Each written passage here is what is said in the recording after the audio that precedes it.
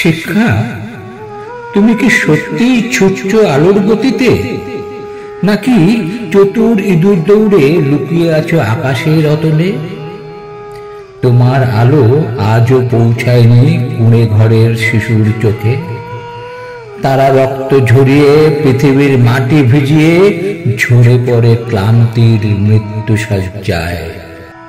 সাক্ষরতার নামে যেন এক মরুভূমি, যেখানে বালু শুধু গিলে ফেলে স্বপ্ন। কে শোনাবে অমাবস্যার আধারে পূর্ণিমার গান? কে ধরাবে তাদের হাতে শিক্ষার সোনালী প্রদীপ?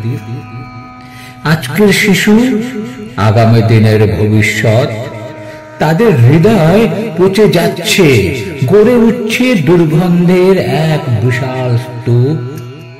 তারা নিক্ষিপ্ত হয় নিরক্ষরতার গহ্বরে, যেখানে ক্ষুধার্ত পেট জানে না আলো আর আঁধারের ফারাক। যন্ত্রণা সেখানে একমাত্র সঙ্গী।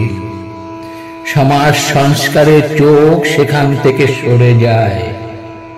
তবুও তারা স্বপ্ন দেখে এক নতুন ভোরের। পরিশ্রমের প্রতিটি বিন্দু ঘামে লুকিয়ে থাকে এক মহাকাব্যের গল্প।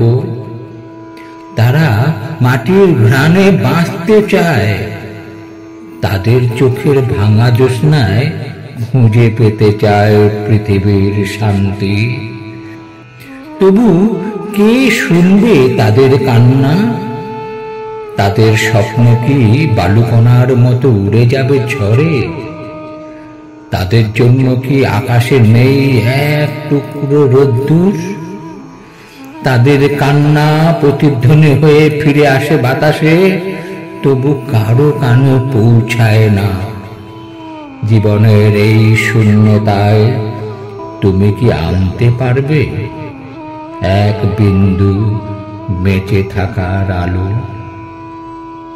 এক বিন্দু বেঁচে থাকার আলো।